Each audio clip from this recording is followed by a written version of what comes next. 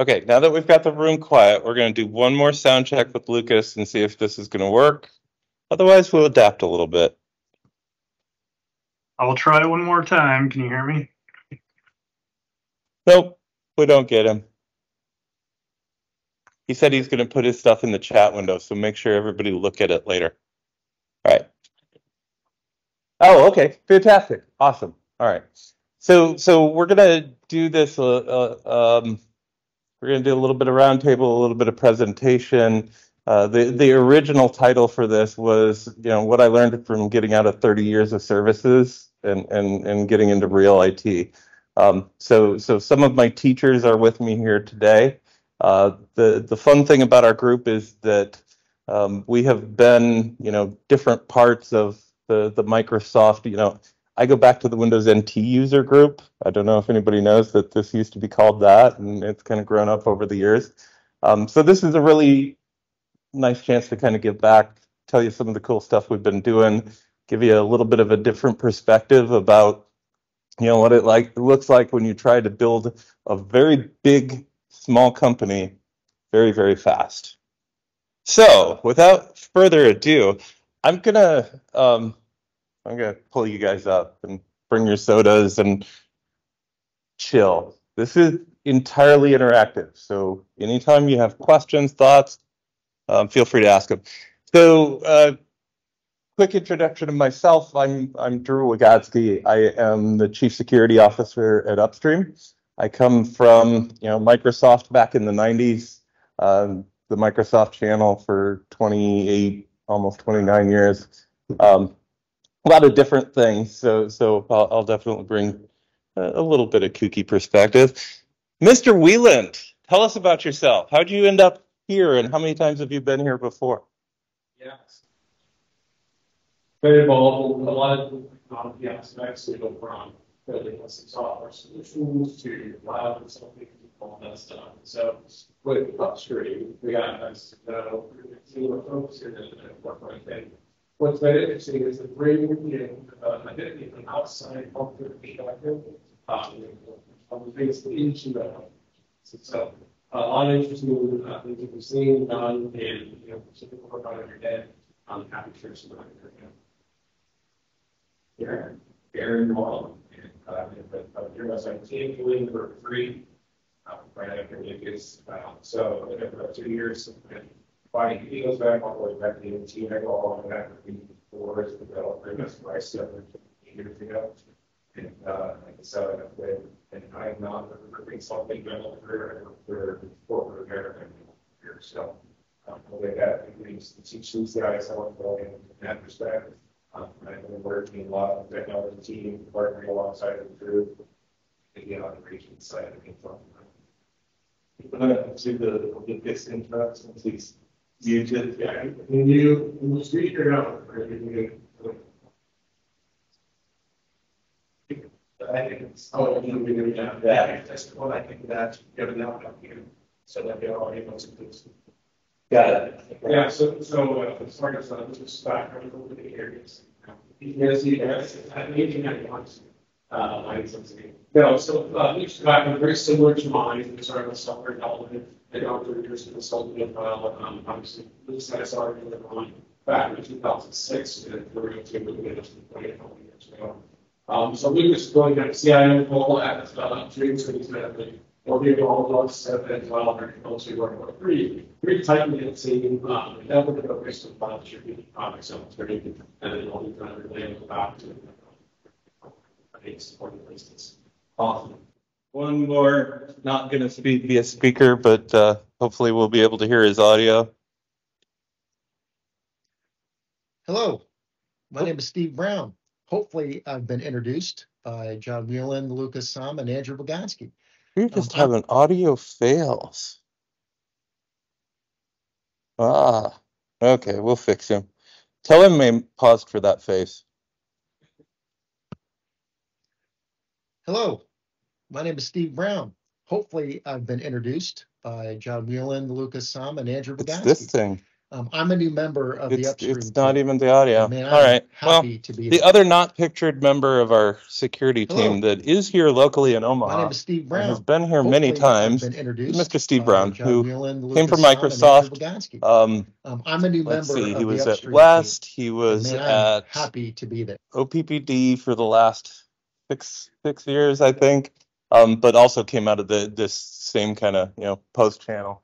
Hopefully that positive. So here's the agenda. We're going to kind of take this in sections and then back and forth thing in the roundtable and hit the button. We didn't do a lot of slides. We wanted to open this up and just talk to people. This is what it's like, kind of coming out of that previous life perspective and building up what's a pretty cool company. So Lucas, out of the group that's presenting today, was the first of us. He has a good relationship with our founder, Fergus Weland. And Fergus was the guy who started the thing. And as he really looked at what do you have to do to really change healthcare, it became a much bigger project and it became a much bigger opportunity. So in the time that we've existed since 2018, late 2018, beginning of 2019, Upstream's grown to be pretty close to a $2 billion company. When you think about 400 people pushing $2 billion worth of work through, there's a lot that goes into that. And it's a constantly moving target. So one of the first things that happened when I joined about a year ago, was that we took a look at a lot of the infrastructure that Aaron had done. I think the amount of movement he made in the year before me is probably twice as big as the amount that he spent. And what we needed to do to build an IT team. A year ago, I think we were what, 5? 7?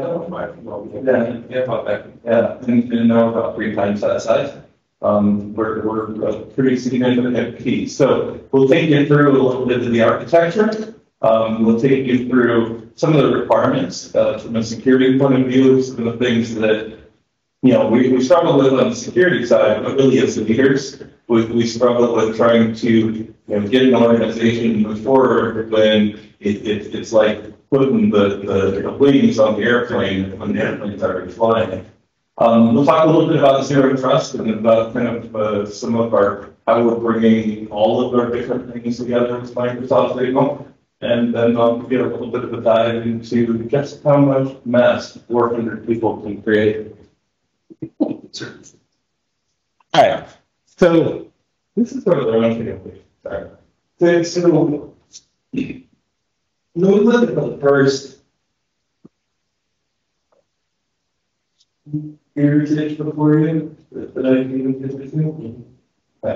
to. So in that first 2 years, all those boxes, from a kind of functional point of view, those boxes all grew in, and they all grew in pretty much organically. It's not like shadow IT, because there wasn't really an IT to deal with it. So tell us what it was like that first few weeks as you're coming into this. You're looking across, none of this documentation existed. How did you even find all the pieces? Just like a lot of conversations with people. We just started interviewing the different business leaders, asking them to just really walk us through how they do their job, what IT tools were they using. That's really just the bread and butter of it. And time we usually started to be able to see the capabilities of the company and using the terms that each of those leaders use. And that's about the way it goes. So you're an enterprise. Yeah.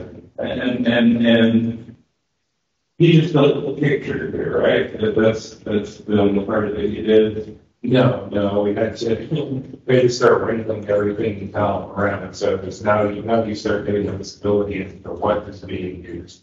And now the question comes down to where are the gaps and what the company wants to do, but also one of the big challenges was understanding the gaps with respect to what compliance and security of the regulations would require us to do, which is not. And so, for example, I mean, no IT team around, no IT leaders around, there was no access control on anything, which was a big problem. And so that was one of the challenges we had to tackle.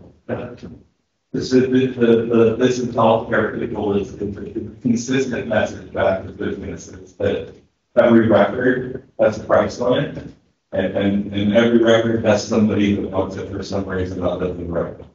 So a lot of we'll call it the version 2.0 of the link was so Aaron had managed to get to the point where we were actually actively managing stuff. We had a managed service provider in place, and we had some kind of bespoke tools for a lot of our different layers. So antivirus would come in one place, and you know, with the Weland DVR, and the logs would come in from 7 different locations because there wasn't really a place like a SNE to bring them together. And so one of the big challenges during the beginning of last year, part of the reason why I felt that on the Microsoft bet was that there's just no command and control. We had lots of workstations out there, but we didn't actually have the ability to get into all of them unless they happen to be connected in one of our facilities or happen to be on the VPN. So a lot of that last year kind of changed was what kind of things can you start to layer in by piece, knowing that we don't have time to do all of this, but we need to be able to get that control. So we say, so this is our stuff. We're accountable for it. It's wrong. So let's see. The first thing we did was the mission statement. You said MSP was managing it. We got to go to managing group ones. And that is exactly the kind of stuff that we're talking about. So being a small being a small company. You're the newest one other than Steve. You're the newest one of the three of us here. What was it like, kind of coming into this and knowing that there was a whole bunch of stuff out there that was happening? You got a cheat role here, you've got some accountability, but we didn't have the ability to say, no, don't do that. Right. Yes, I think, for my first 6 months here, we're trying to figure out not only were we having to be able to things through the area and then daily a lot of this and see it before here. Well, the technology was that all should be required to be addressed on the technology side. But it almost as much, if not looking forward. Having a business side, right? This is how does some of the regulations fit into it? How do we want to build these practices? How do we get our communities deployed? To these solves a lot of them. I say business is also happening, changing, pricing that. Business will happen. But it's almost kind of like it's like put all this stuff on the hit the button and it's spinning constantly. So our focus was changing, our areas were changing all the time. So we recently 2 weeks ago we have an inventory of the projects that we have out there. So for a team of about 20 people or so, we have 300 projects that are stated in how IT involvement. Huge number. And so trying to get the business to prioritize those things. What's the most important was a real challenge. Because there's still many different things that are happening right now.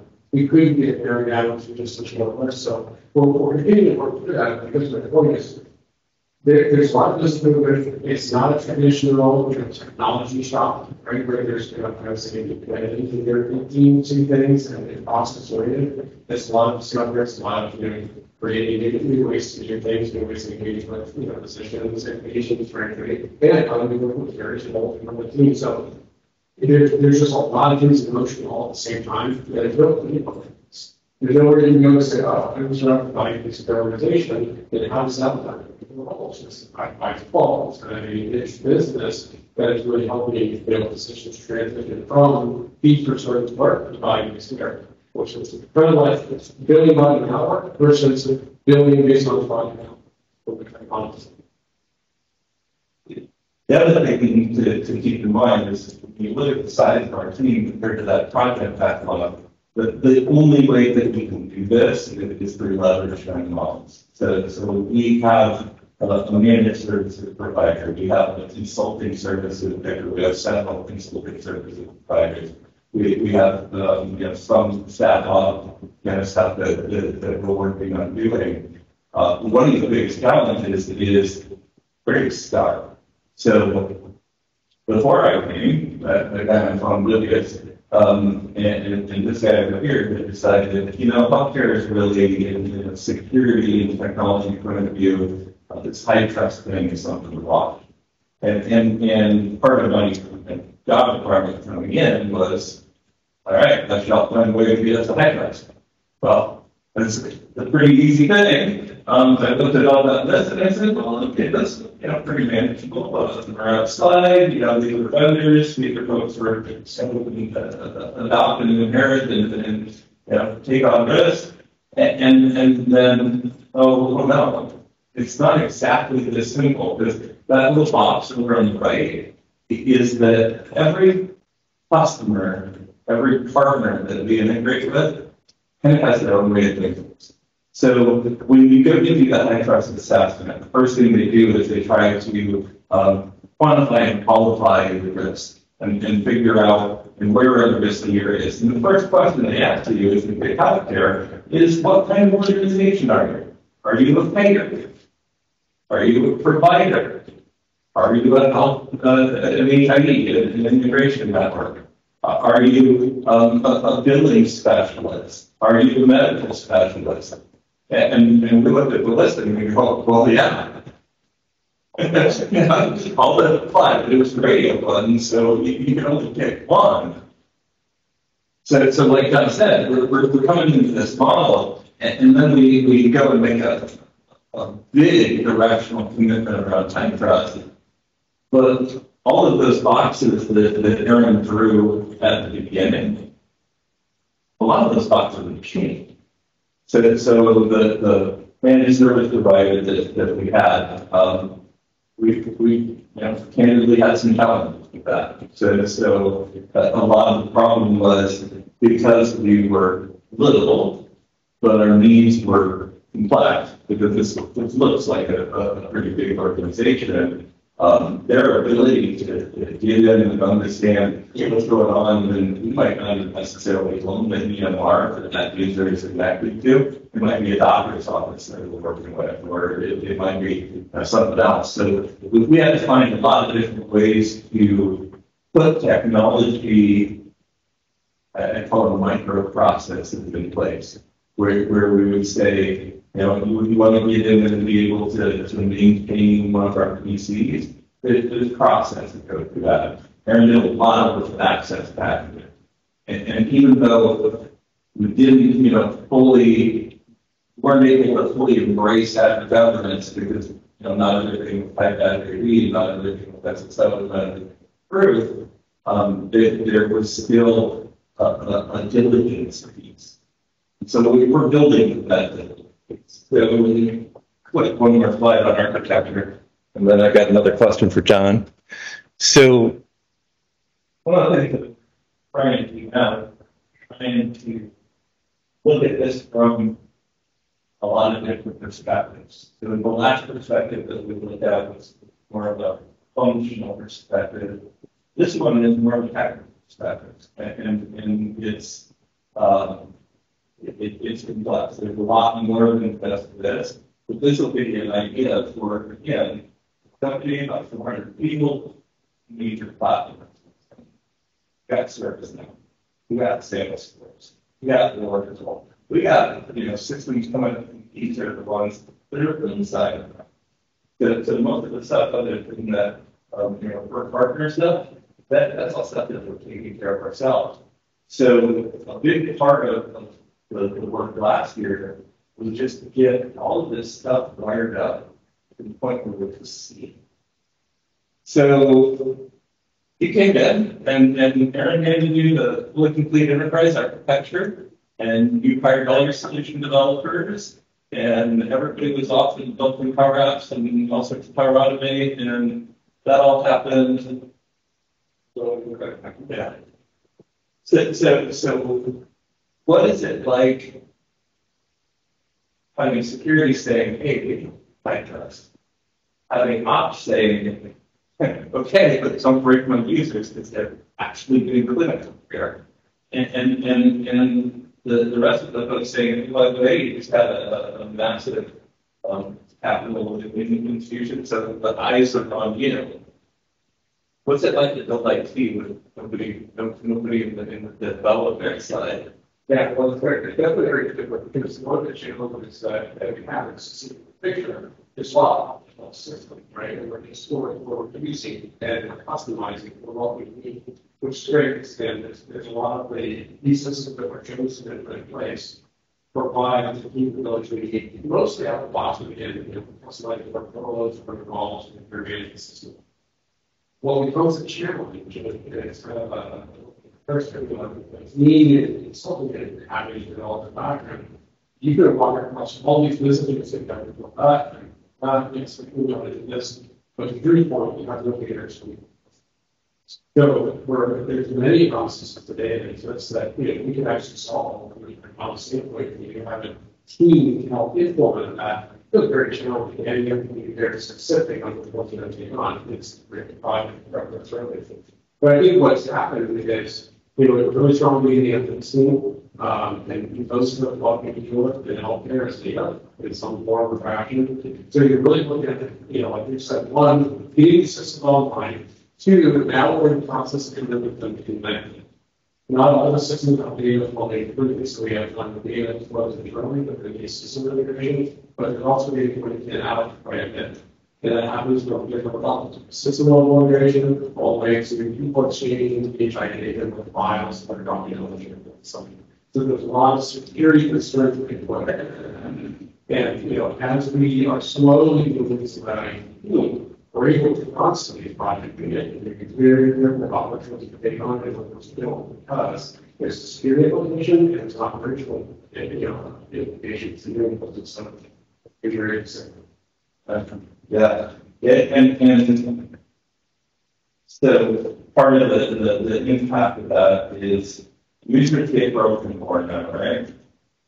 Yeah, there's always a tension between how fast you move and move the ball forward on security or other business initiatives versus the existing front state of the organization.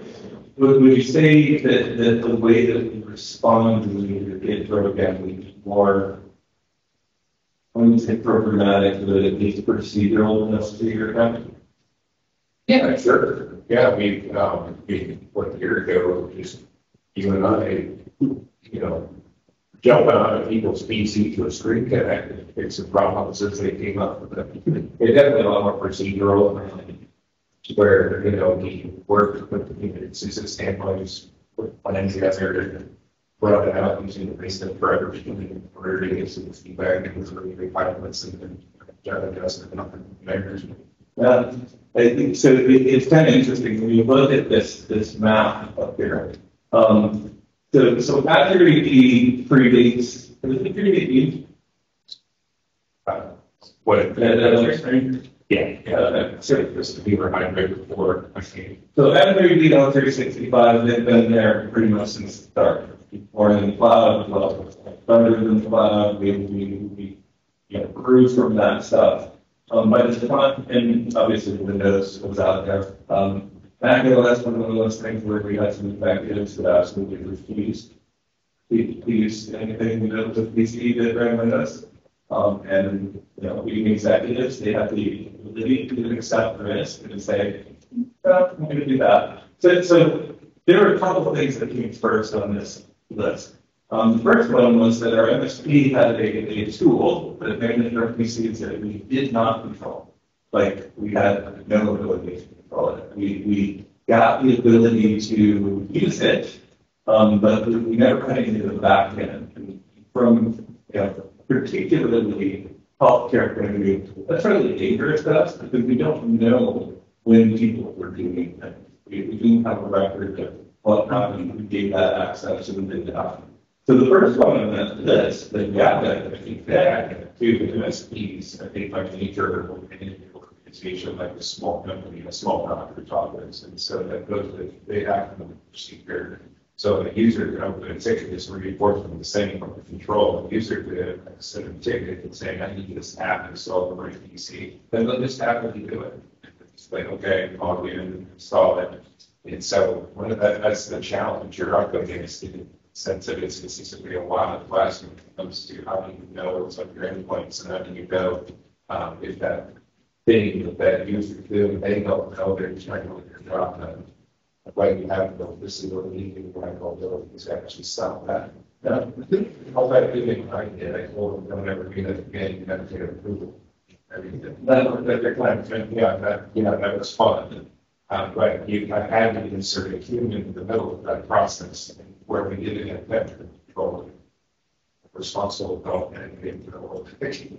So I thought that reinforcement. Well, I'll say the right on. So it was all about command and control. It was all about how do we get back our own network? How do we get to the point where if let's say there's a zero day that we know is likely to impact us, how do we even know that it's likely to impact us? Do we know what our vulnerabilities are? Do we have any amount of what kind of threats are out there? And lay on top of it, we're going to do these heavy regulatory goals.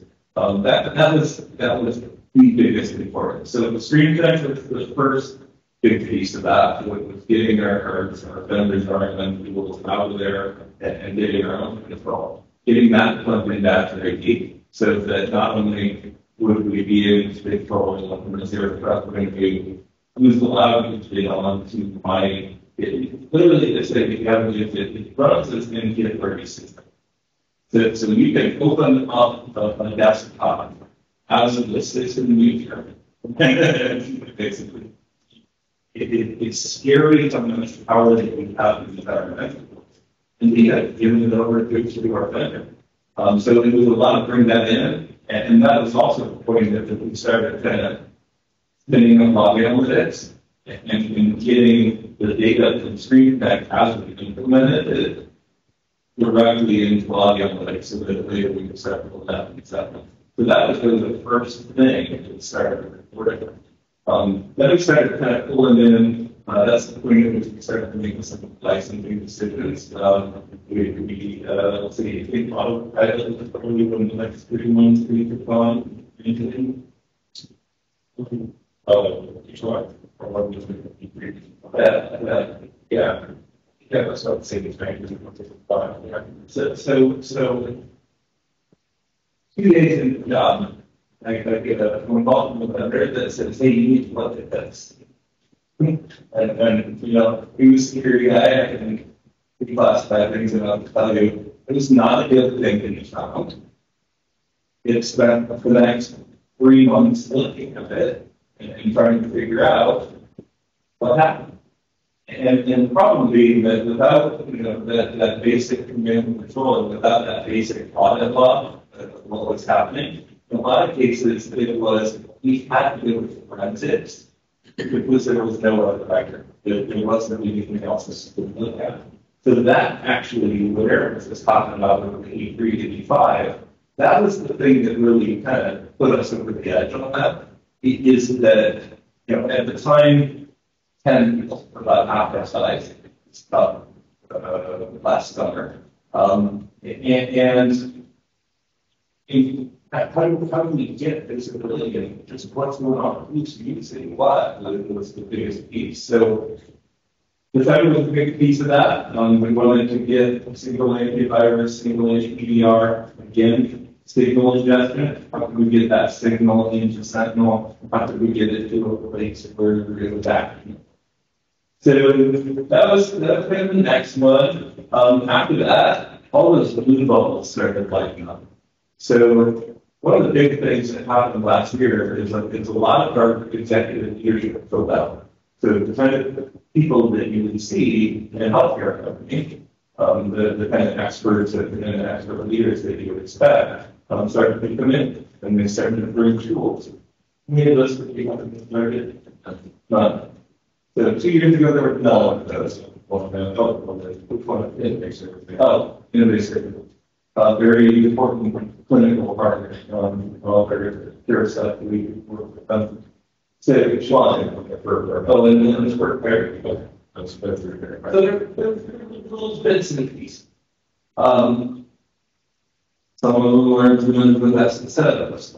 Not implemented with best instead of us. Some of them were implemented very directly, some of them were not. So that's still an ongoing thing. Get each of those pieces and parts wired in. But we also kind of put some stakes in the ground and said, next time we bring in a new app, it must use Azure AD for SSL, and it must provide some method of getting log signal in the Sentinel. If we can't do that, it's not going to do with security. That has been a hard thing. But it has really worked out well. We did that with Salesforce, we did that with NetSuite, we did that with ServiceNow, we did that with Snowflake. Our data team is amazing. They are always the one that has letting us know what's going on. So key success factor. IT teams, data teams, security teams, all one thing. So this is 50,000 feet. We're going to peel it back a little bit, talk a little bit more about what some of the different pieces that you built and how you built them, talk a little bit more about security, but I'm going to pause for a second. We love questions. Look, maybe we could stop and use anything. It was probably about a year ago. It started really as an auto-project project. It's the way we were deploying our endpoints as a typical, just get a goal image, slap it on there, and it's terrible on a basis. So the idea was originally to get autopilot so we can deploy this so we can just quickly deploy it. I quickly learned that you can't really do autopilot without configuring. So I turned really into that.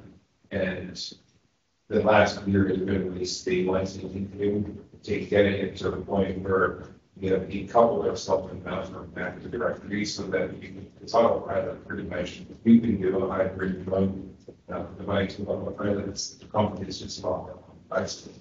So what our goal is to use autopilot to get necessarily mobile devices. And so that is so where we're at in the roadmap of into deployment is getting essentially the rest of our policy off the need to either get next files, security base like this, about 95% of there, I'd say at this point, that a couple of big rocks so that we can get into into.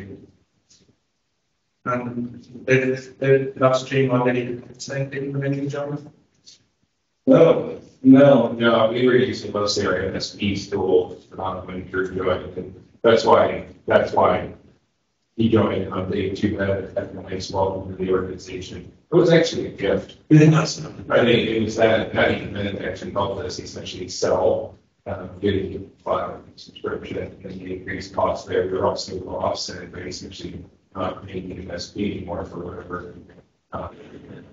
So what was it? Was it Sentinel? Yeah, Sentinel 1 is what they've been using. They were using Sentinel 1, which is a good product. I mean, you're on Sentinel, a decent product. They just were not managing it. They weren't being Signal. They weren't thinking that they were And the other thing that I'd say about it is that fast forward a year, Sentinel is a big part of our items. We're still working to optimize that, right? 49%. Yeah, so it almost happened. But I think it's still long. And part of that is our domain. We have a company retention policy, and we're kind of working on that. We're working. One of the big things we're doing, between now and the summer, is getting our policies. We have fantastic set of them that were already in place, but that bar for high trust, that bar for CMS is moving it up. So we expect that our Sentinel usage will go up in terms of daily benefit adjustment, but will go down in terms of the best effort.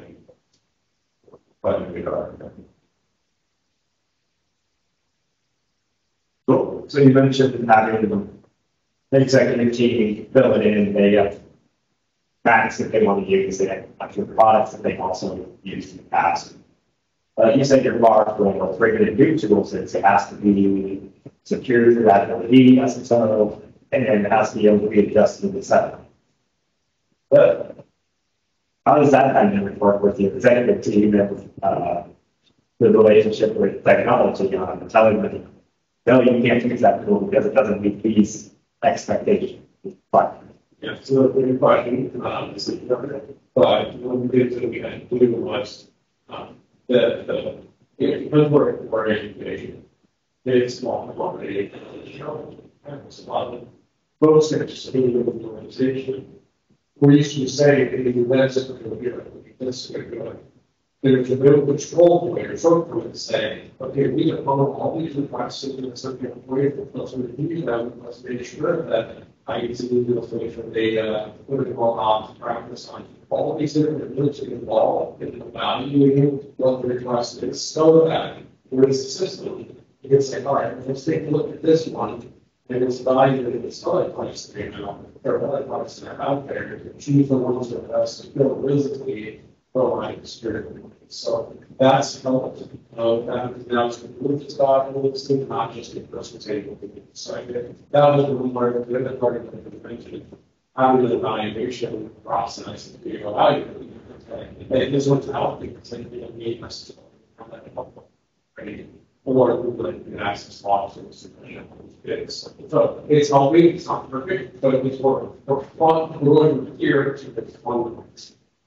and there's a portal of that. Yes. It's interesting when you get a group of people who it's in a room, say, here's what we want to do, and it's fine. You might get a cooperation with the one person's engaged, so it's all simple sense. So that with group collaboration is really awesome.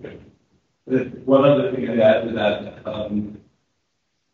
we added some controls from the financial standpoint. We're much harder to get on money without going through the process.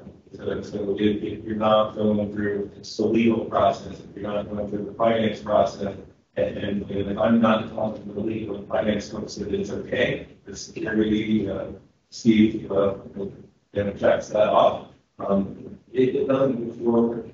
And so it's like, that kind of high level vulnerability, you have to have at least enough top cover to be able to say, that's the meeting. We didn't get a lot of stuff on that, but we're not going to do that type of thing anymore because we're all supporting these things.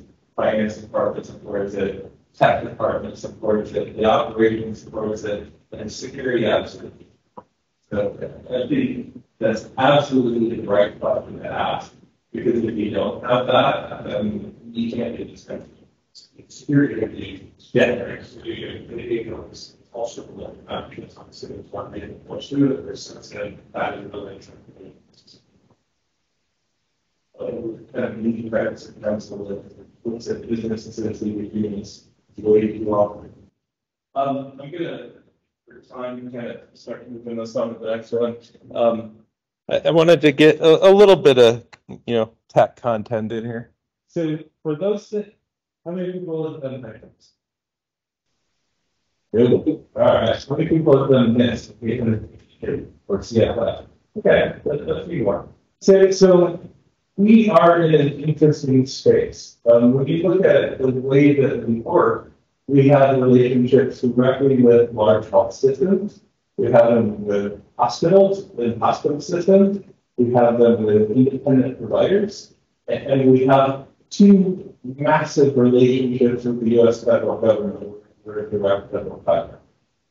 And so what that means is we have at least two big bodies that we need to deal with. One is our customers. So one of our customers said, hey, you're healthcare. That's all heavy trucks. And we said, yeah, we're absolutely on that path. And they said, okay, what's the date? And that's kind of one of the things we can expect in healthcare, and more we're seeing that is that that's, it's a sliding bar. You can do it at 38 controls, or you can do it at 1300 controls.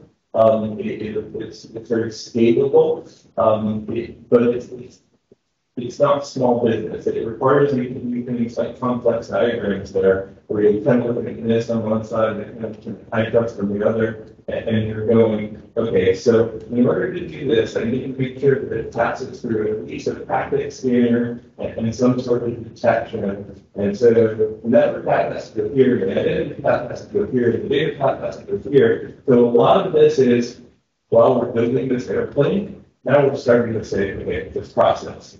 There's some things that you're going to need to do with some sort of stepwise order. And that's one of the keys to both high trust and to the next series. You need to have a policy and procedure, and then you need things that you can actually go in and measure, show evidence, or take one on there and get that check mark at the end of the day.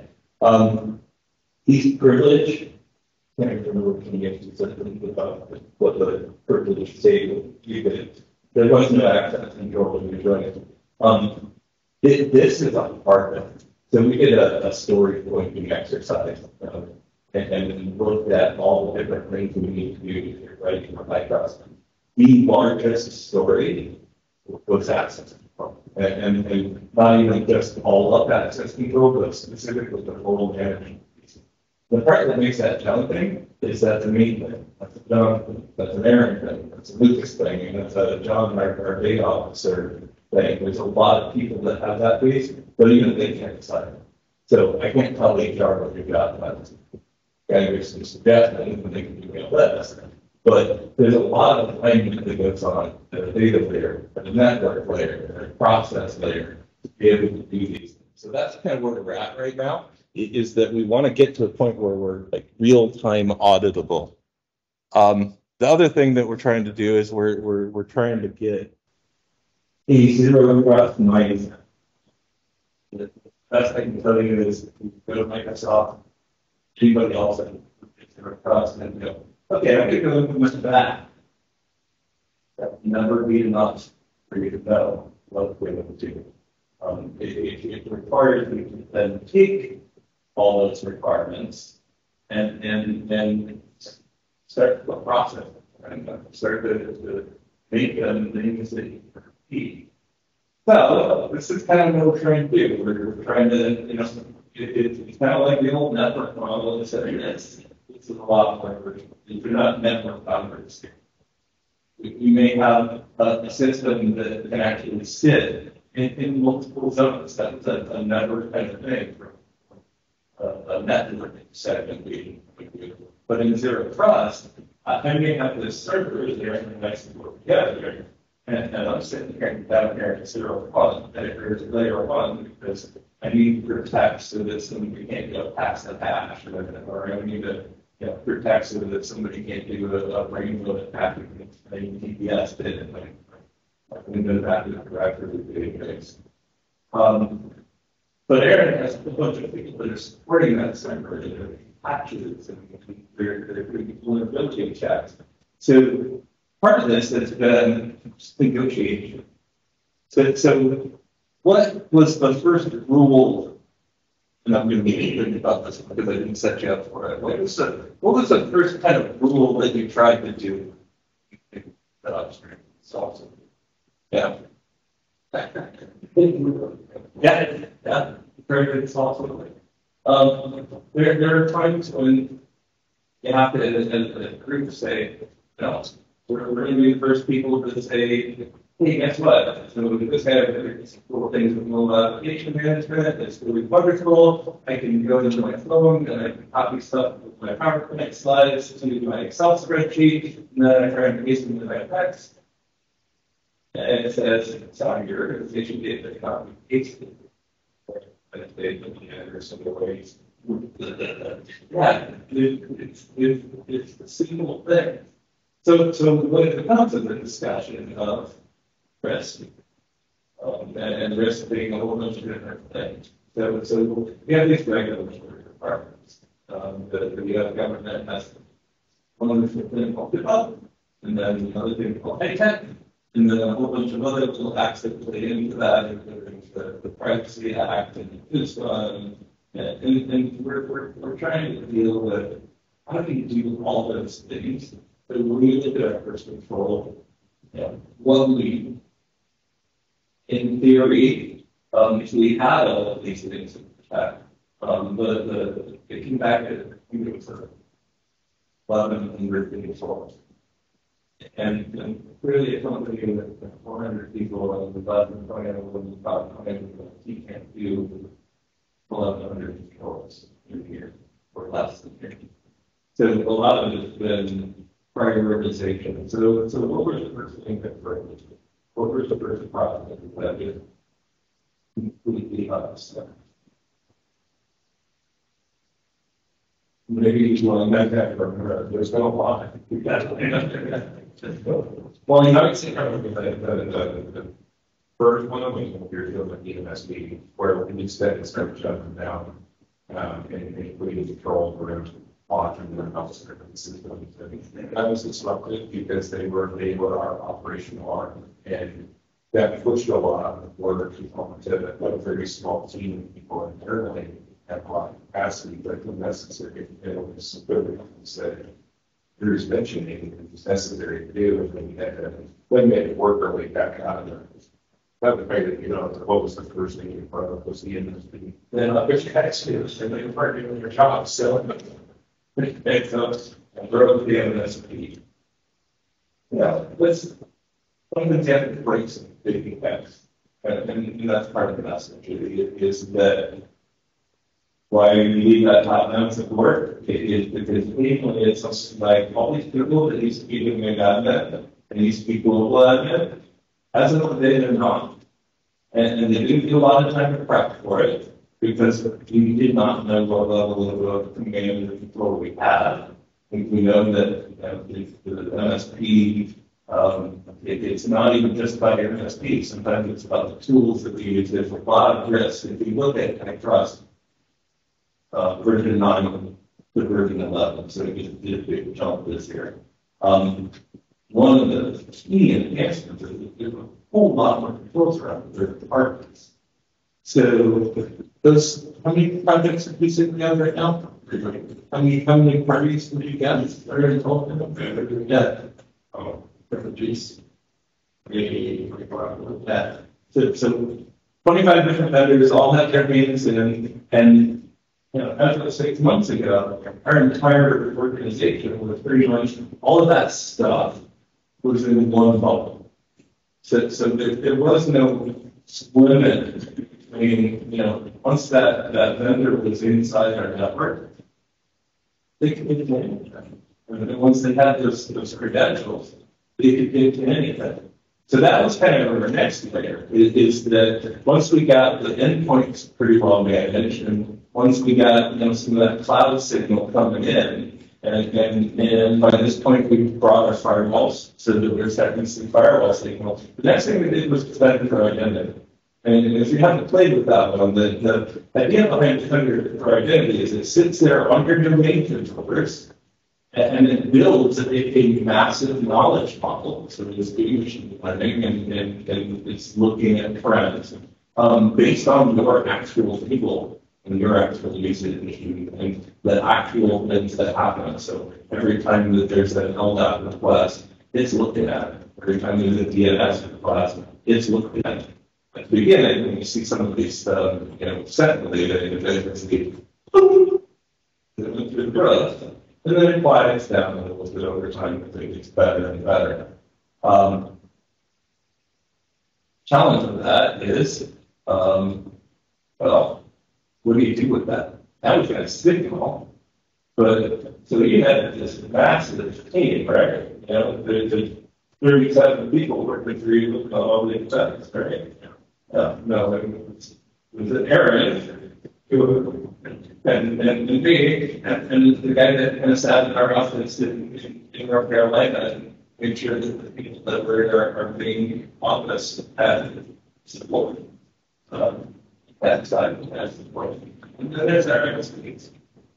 So we're plotting these things back at the same time we're starting to expect things. How long after we put in DFI was it before I called you up and said, hey, at MSP, what's that activity thinking doing back?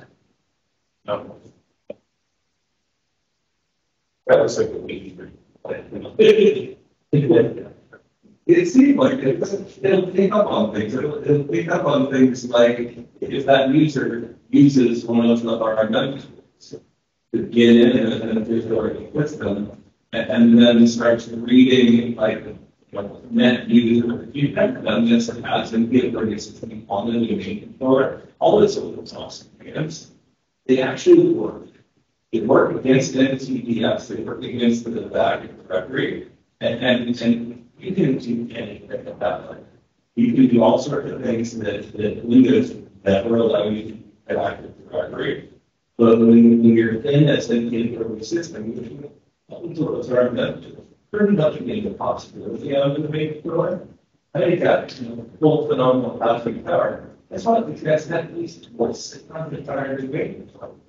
So one of the things that we're doing is we were creating this feedback where there's a kind of two-time process a little bit, and then I kind of tweak on the technology a little bit, and I'd be able to go and say, hey, these next three things are happening, so we go break that process and take it back to the individual constituent parts, and then start to rebuild it in a way that we can actually start to build this 7.0.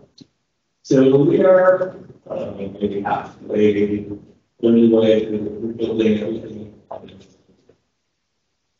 Back on the protector diagram, it's like a little slice of every one of those volatile events anything where it's mission critical, we literally take our network and put us out of business the next day. That's the kind of stuff that we're going to do there. People that can control our environments. People that can allow the user to be in the user. People that can impersonate at the highest level. That can take out a temper. This things we're putting in that. Beyond that, and this will be a fun one for you to talk about, the next thing that we have to get a hold of is probably the targets, which is all this data. Remember what I said earlier? We built based on M365, right? So most of our PHI, most of the stuff that we have to protect with the greatest level of protection, it's all sitting there in SharePoint, sitting there in Teams. It's sitting there in places that, 10 years ago, you tried to talk up there. We got on the consulting side of security, and there's no talk out there. And they could laugh at me. There's no way to put that in the cloud. I need to put it here because I've got my schools, my digital tool that I've had for the last 25 years. And all these tools that I'm comfortable with, all my know these tools. Well, now we don't have any of those.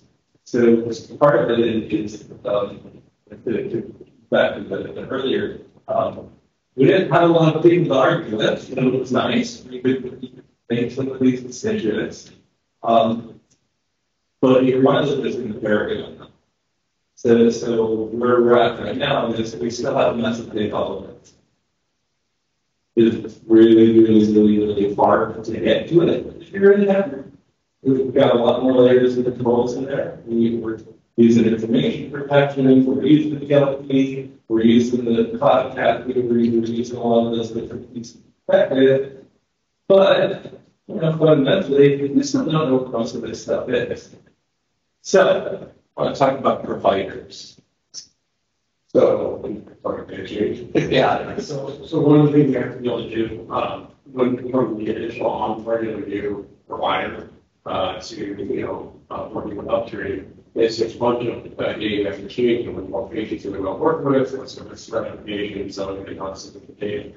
So one of the things they solve for is because not only does it provide different systems that they're using, different EMRs that they're using, different file sharing tools that they're using, not all of them have the same level of security device they need, and not all of them integrate very well. So what we had to do was set up a way for us to provision external file sharing, the idea what these providers really know way to authentically know who they are. We have B2B and we set up so we can support the various standards we have. And basically what we're doing is we're enabling the provider networks, which is really just quite new. But it's right there, front office staff, and the signatures, they have positions there. We're allowing them to register create an account within our ID, they authenticate, and so we have a process for them. But then once they do that, then we have a structured means/uniform structure that we set up either for a customer or for the practice location, actually the various levels to that. But where it controls and guides our team on where to put these secure files. So they know, you know, the external sharing directory, they know to put there. There's labels to get applied to this, labels to get applied that allows them to share people that have been authenticated, but not in so that's been a blessing first. Because it works well, but it also causes friction after they have some of that to something else. So this model has been in place, and we're continuing to work on that, and we'll expand out and more details with this, especially at the practice level. But it's at least giving us a framework to work within to share it again, a secure way to track, monitor, authenticate these that are collecting it.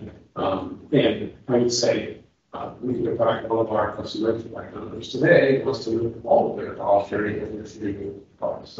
Good purpose. Anyway, we're talking about hundreds of practices that are so all the structure are perfect. It doesn't set this baseline for how we can enable our needs, our functional needs, our business operation needs, and then acquire the chain. So in that solution, there's a whole bunch of different pieces of John mentioned. We've got Azure AD, we've got Azure AVP, we've got Azure AVC. Behind that, we've actually got some more stuff. So there's a custom service that needs to work for OpenID, and that could be able to be compatible with some of our vendors. So we had to build that service, and there was another one for moving some of the security data to support the request on the DSC side, and it very quickly became brutally obvious that there's no way that the three of us we're going to be able to support that kind of stuff. And we had built from the time Lucas started as an Apple kind of organization. Now we're DevOps. So we're doing CI/CD, we're doing a lot of security management, and by the time we're done, most everything's on their own. Possibly most everything is on fun. It's going to be going to Python. So they can check stuff in and check stuff out. That's always been, really easy to deal with. Never appropriately with the cloud. It's sort of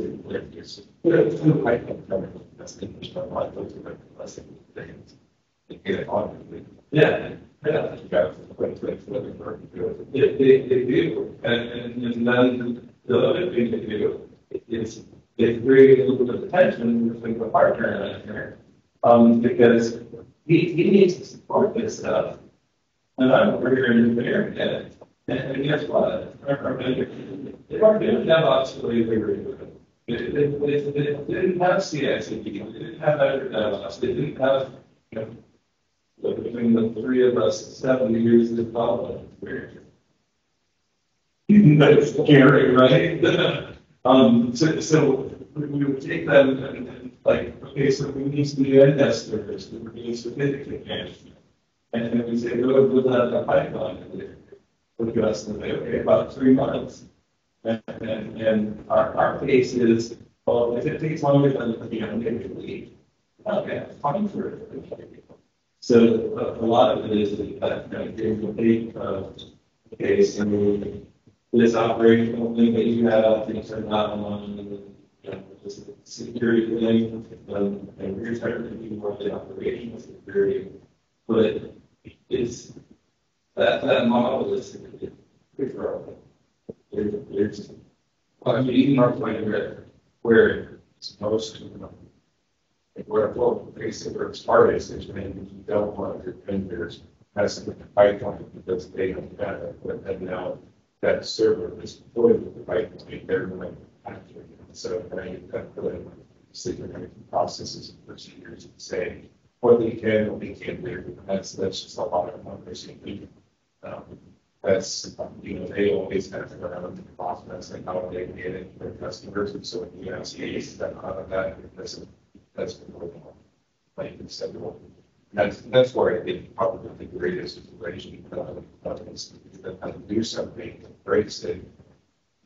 And how you got to get it involved. And so, that's something. But you got to do it. You have to.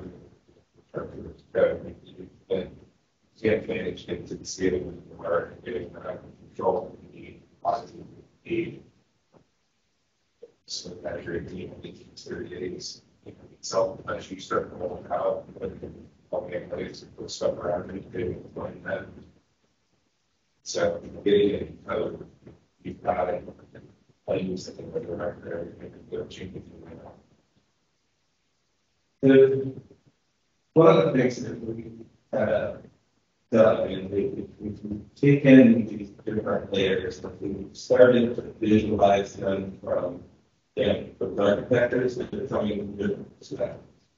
And one of the exercises that we're going to do is each milestone for us.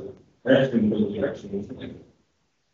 So we've got now the forms, workflows, and power-ups, not least doing this level of service dynamics that take us through the process of just keeping track of the change. It seems really simple process, early in theory. In reality, I mean, probably it's not on each one of the process.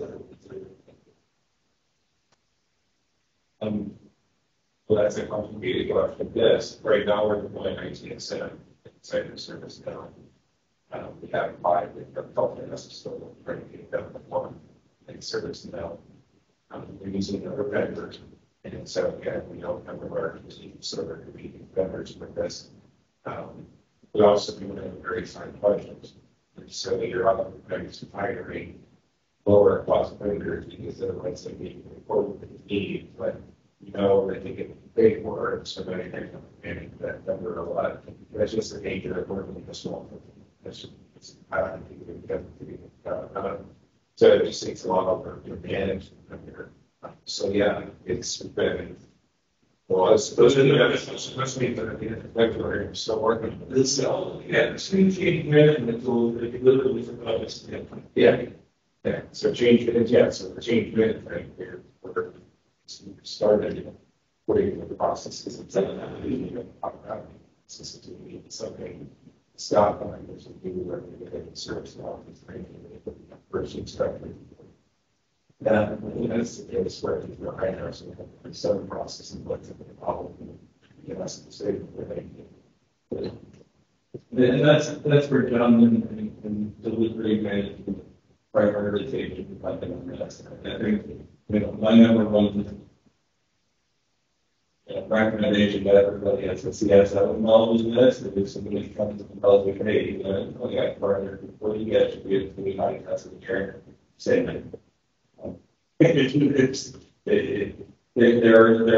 reasonable, but then there's a lot of work to be done, and there's a lot of pieces that are going on. So it's a fast forwarding trend. And now we're at the point where we're managing the backlog. We have what part of IT is that? Well, I'd say there's levels to that. So I'd say most strategies people are operating day-to-day. Some practices, but moving that up to staff to identify someone they want to try and was because of the asking for products that are out there, like maybe is actually involved in the not only the working side, it's not making. So the showing is very important in this stuff.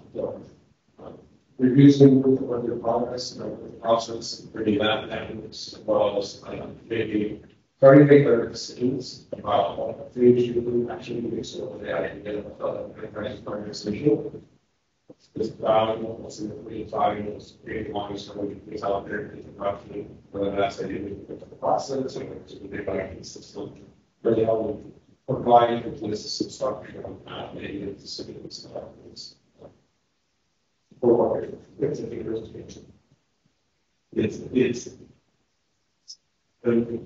small businesses that are it's challenging. Sometimes they end up doing the same thing, working or trying to iterate on it, throwing it out, starting it, and that's really where we're at right now. We're trying to get to the point where we have the right kind of data to allow us to make decisions. One of the things that I said earlier, we're trying to get to this point where we're real time finding. So we're possible, we want to wire stuff in the Sentinel, we want to wire stuff in the logging, we want to wire stuff in the Power Weland. We want to wire stuff in Snowflake. We want to be able to visualize what's actually happening and which of these things, because there's so much of it, we really need to prioritize. So I'm going to do a couple more slides here and then see if we can get Everybody back for pizza. All right, so last 9 months. So we started really seriously ingesting into Sentinel back in September. And so September barely counts. It's kind of interesting to look at this. When you look at that big blue piece, that's SIP log. So in the top diagram, if you look at it, basically 2/3 of our data is coming off of our firewalls. And that one it's big, it's scary, it's painful. We were talking about it earlier today. Very frequently, I'll go back and look for network activity 6 months ago. So we need a lot of that data and we need it online in real time. So the kind of retention strategies around Sentinel where you might take that stuff and archive it off, we're disincented from doing that because it takes us a long time to kind of be able to react to signal. The bottom is the events, the events and incidents. If you notice, incidents are tiny, can't even see them. But just on a weekly basis, going back that same amount to September, there were weeks where we're seeing 250 security events. And keep in mind, the security team is me, it's Steve, it's our identity architect, Jonah. And then whatever time you can steal from this guy, Lucas, and everybody else in there. So being able to respond to those, pretty tricky. Where it really gets tricky is if you look at that one in March. Does anybody know what that one was? The big news. So Microsoft had a bug. They had a bad release, and what they did was, if you look at that March 27th one, that was email messages containing, potentially malicious URL that was detected. So they decided that they wanted to block Zoom. And as it came back, we got to control all the tools that our customers and partners use. We had a lot of Zoom calls going on, and the first call was coming from the founder, the second was coming from the CEO, they actually did on Zoom calls with Microsoft. Well, there's another piece to that. It's not just the immediate impact of we can't get in. It's also the impact of we're going to pay a lot of money and hold on to those events that are absolutely meaningless. So that's part of our next generation of our steaming store is to figure out how to not keep that kind of stuff and how to be able to slice that out. Because when you look at just the kinds of data that we're doing there, most of that is coming out of our firewall. So there's a whole lot of intelligence that we're going to be able to get. So this is last week about numbers. We had 160,391,000 signals generated by less than 400. So the math on that is pretty staggering. 128 million of those are firewall lines.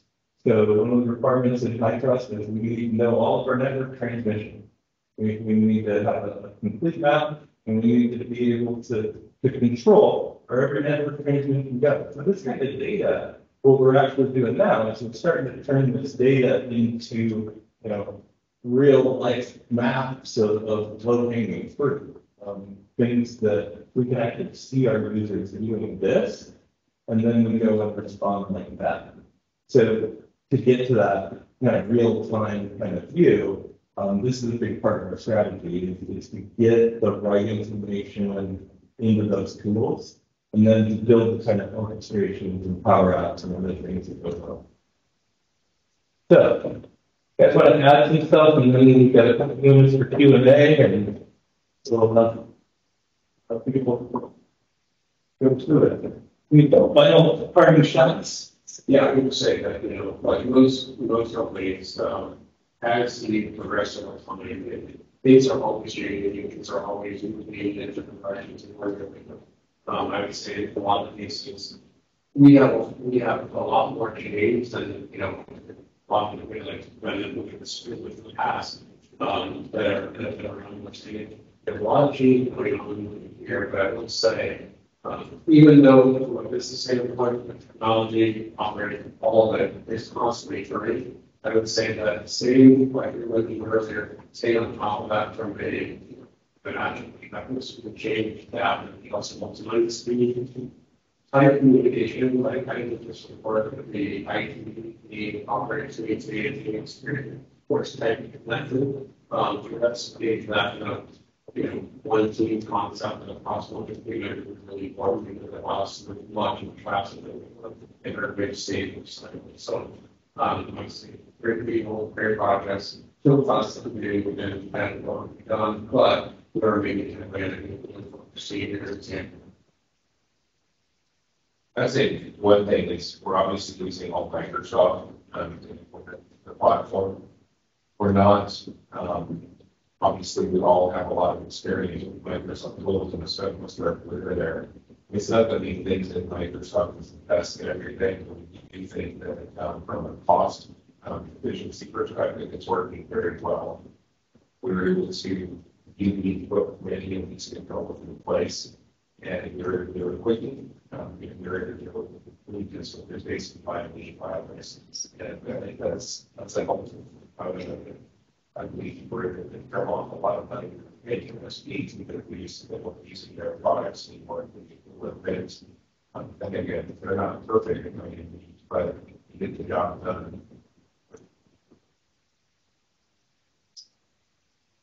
The only thing I'd add to that is we did not go out for the first time to do all of this. We need to run all of the vendors for endpoint. Still have pieces of ASR, like we took all of our other machines and we had a ASR rule and we put in the wrong indicator, and so 0365 got blocked from that past year. We're doing every day.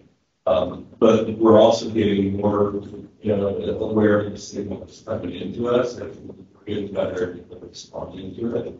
So,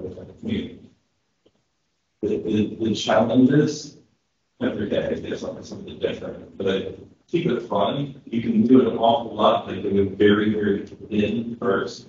You can do all the V5, get your signal, and then use that signal to iterate through. Okay, what can I do for ASR? You actually see that once you get the right thing. The messages data driven. We get progress. All right, so the rest of the time, friends, it's yours. Questions, thoughts, feedback. Start to operate for second listening across. People want to make some space for them to things. Great question. So,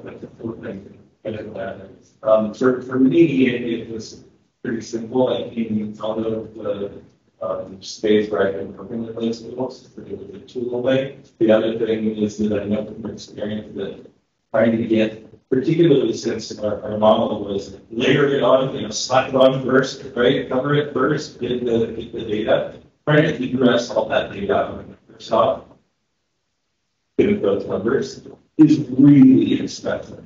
So I think it was less of a choice and more of a we look at Microsoft first. You don't necessarily choose Microsoft first. Obviously, we've got a lot of vendors that will work with it. But we do see Microsoft being good. And I think that that plus the 530 to be good. That's the agree. Farm expensive, big farm thing. And it's for us to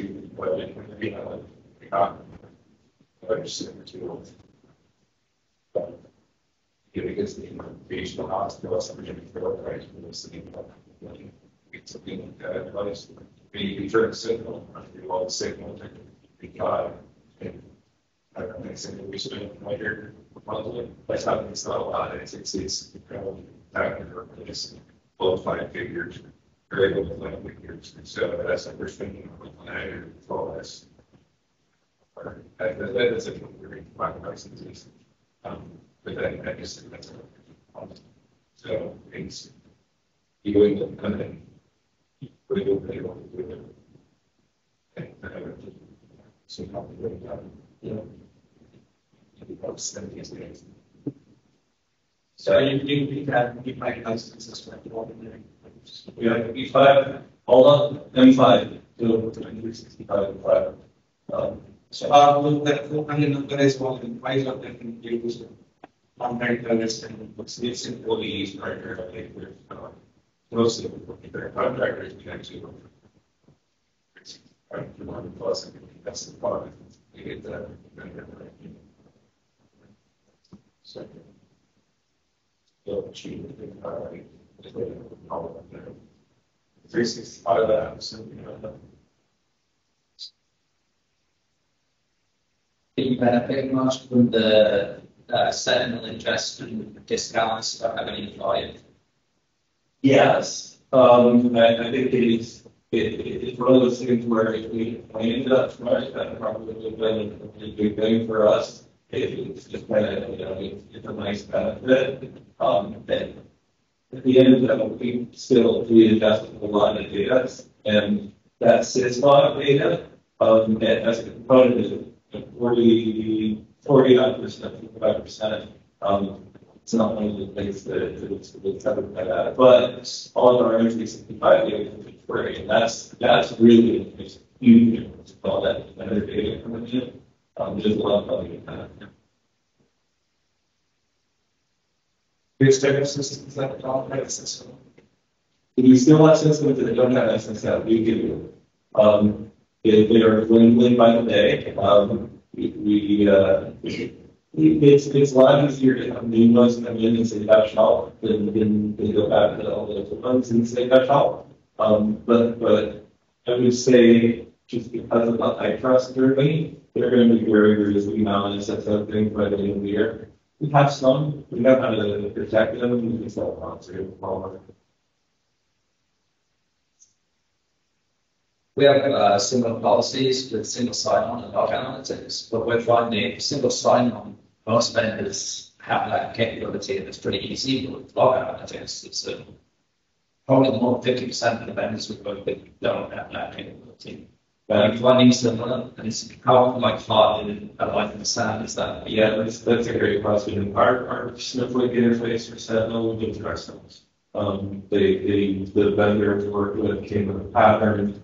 But ultimately, that was one of the first things that we need for our CICD, because it's really, really sensitive. It's got super big permissions and stuff it's got all sorts of sensitive data in Azure, but no, it didn't come out of the box. And so we expect that, in my experience, half of those, you're going to have to build something for it. Like the Sophos, we got some Sophos stuff. The connector is not great. So you end up adding on to Yeah, actually, I would say less than the bit less than they break it into your downfall and simple gradually. Find it interesting that you're using Snowflake if you're having Microsoft like that you're not using like the native Azure that will take London to this capability. Okay.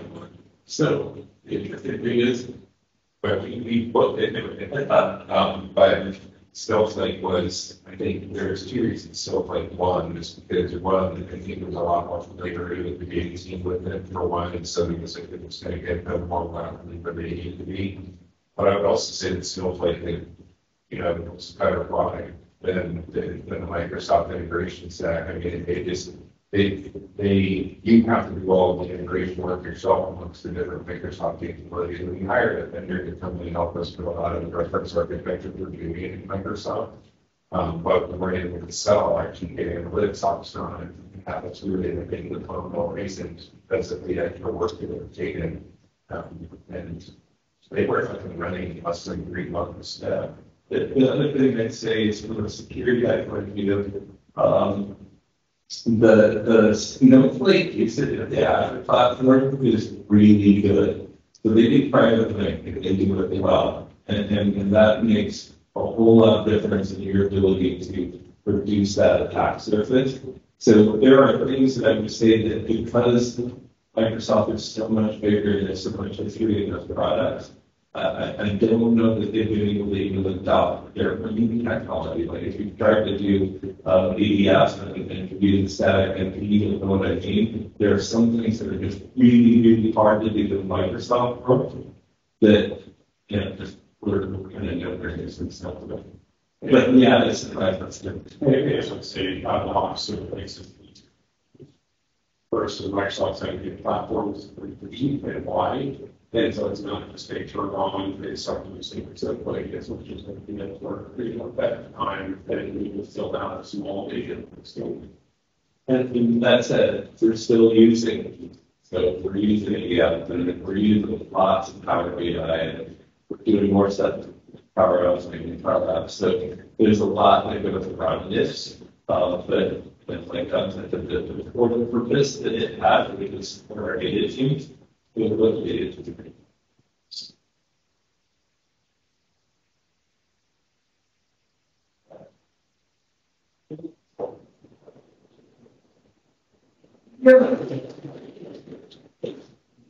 Yeah, awesome.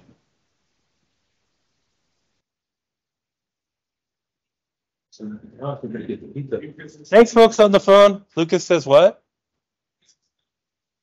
Okay. Does he want to give a parting comment? It'll have to be by text.